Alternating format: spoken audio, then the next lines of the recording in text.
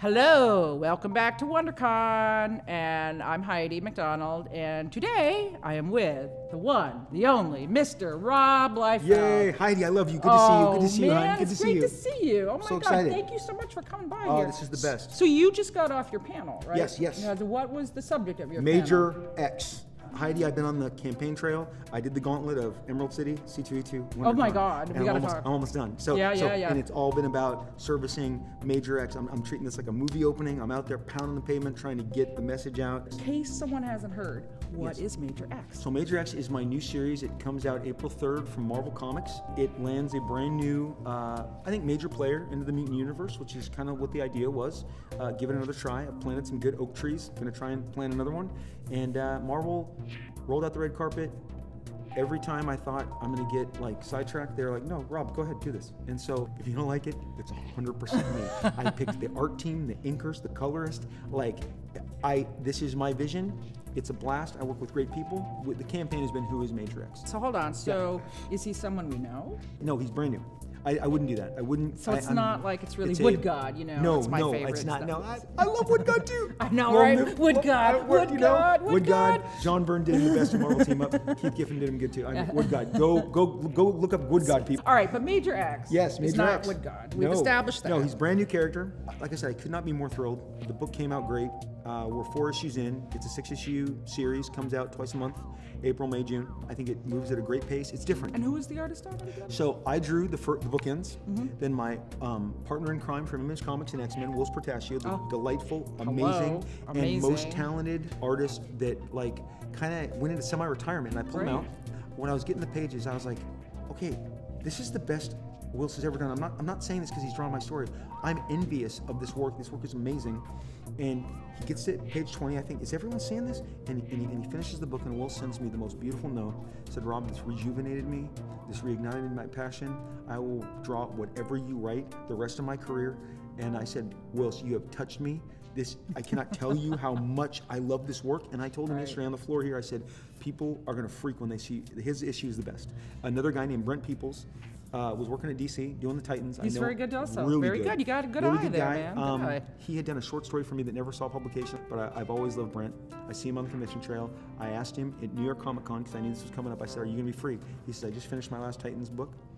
Marvel cleared him. So me, Brent, and Wills, and it came out spectacular. Wow. So I heard the book is already sold out, right? No, Heidi, I'm not going to contain my excitement here.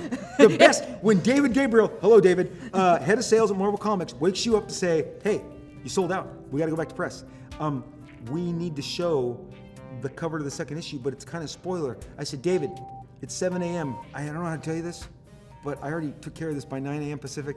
I'm taking his helmet off. It won't be a problem. He goes, how? I said, can we talk after 9? Can you make sure the press release goes out at 10? And he's like, got it. And he's like, you're a sly one. I put together a video presentation because again, I'm trying to, use social media. Right. I mean, use the tools that we have. So many tools now. We do. Like compared to like the olden days when all you had was a jeans commercial. All I had was Spike Lee and a pair of jeans. Yeah, that's right. All right. And and they cut me a great video, and I put it together, and people responded great. And so yeah, we're back to press before we ship. Honestly, Heidi, my 50s is my favorite time in comics. I am having so much fun.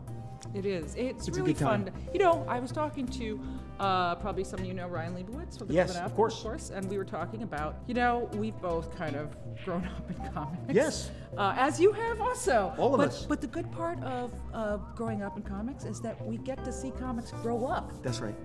Okay, Heidi, I'm gonna go right here. I'm gonna tell you. I told my panel this. Okay, so check this out. If you had told me 25 years ago that X-Force #2 would still be the #2 best-selling comic of all time behind Jim Lee #1, I would have said, no, it's not going to happen. It's not going to hold. It's not going to have, someone's going to knock it off. And I tell people, remember when Marvel got Star Wars back about 3 or 4 years ago? And they put 70 covers? Right. I'm like, yeah, that record's totally falling. I'm going to #3. It was fun to be #2. And then I'm like, wait, you can put 70 covers on a comic and it doesn't sell a million anymore? Oh, I'm totally safe. My #2 ranking and Jim's #1, we are safe. Yeah. My peer group, we kicked a lot of ass. Yeah. We kicked a lot of ass. Yeah. And we took a lot of names and we changed the business. Image Comics, thank you. We did some good stuff, but it's different when you're older. It's you appreciate it in a different way. Yes, it's true. And that's where Very I'm at. true. I just go. I still love telling stories. And I gotta be honest, my spirit animal lately is Jack Kirby because, as you know, he went back to Marvel and did the Eternals, and people didn't know what to make the Eternals. That's and now right. Angelina Jolie Right. is in the Eternals. Right. And I'm like, I wish, Jack and Ross, because. I know. You know what? I gotta say, Yeah. like that is my one wish I in know. all of this is that if Jack and Roz could see what is happening now. I And agree. mean, and it would have meant. And you know how great he was. Right. And I mean, I was talking to someone about how when he met fans, he would take them home and like Yes. Roz would give them cookies and milk. Took and Rob Liefeld home, gave me cookies and milk. he did that? Yes. You had the cookies and milk? Wait a minute. I'm Whoa, one whoa, of I'm whoa. Tell one me of the these guys story. How did you that Jack took under. I just broken in, and he wandered over to me, sweet old man, introduced me, said, "Hey, I like your work. I understand we're doing a panel." Heidi, I'd been in the business 1 year. Next thing, I'm in Thousand Oaks. I'm hanging out with the Kirbys. I'm like, oh my gosh. And Roz is like, you want to see the art? I'm like, I'm taking me to the secret room, and I get to see this. And it's like, do you want to buy anything? My favorite story. And I see that they have the New Gods issue called The Gift. It's the best issue he did. It's the love story of Right. of Highfather. And I said, I'd like to buy this. And she goes, not so fast. That's not for sale. That's my gift from Jack. And I'm like, oh, okay. I was so touched. But he would tell me World War II stories. I And know, he I was know. the sweetest. I'm one of my few, like, I talked to my other peers. They never got to, they didn't, I think because I know. lived in Southern California, I had that access. Right. So he was so active. But the fact that like in the Southern Eternals, he did California. Eternals, he did Black Panther, he did Machine Man, he did, and you know Devil what? Dinosaur. Devil all Dinosaur. books that were totally not understood at the time. At or the time, and appreciated. now they're like classics. Right, exactly. And, It's and Angelina incredible. Jolie is going to be Circe, and come on, we Oh know she's going to be my Circe. Why do you hire her if she's not Circe? Okay. yeah, So yeah, you can hide that all you want, but that's my take. That's my Right. take, Heidi. You met Stan Lee as well too. Oh, hung out with Stan. Yeah. Loved Stan on a completely different level.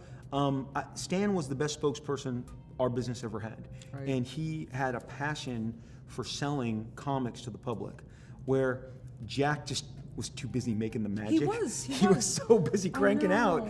know. But again, together there was magic. Right. But again, when he came back, remember he came back in his late 50s, early 60s to Marvel and did all these bodies of work that I talked about. I think he had a renewed passion. Some of that 70s stuff is my favorite Jack ever. Oh, it's incredible. Like 1975 Jack is maybe my favorite Jack. Artistically, it's So- unbelievable. so he's I my mean, spirit He's at animal. the height of his powers at that time. Right. So anyway, and well, I'm just using him yeah. as inspiration. I am no way on any level, let me make it clear, compare myself to Jack Kirby and his ability to make magic comics. But you take your inspiration where you can find it. My kids are inspired by Steph Curry when they're on the basketball court. That doesn't mean they're Steph Curry. Right. They're just inspired by Right. it. So, clarify.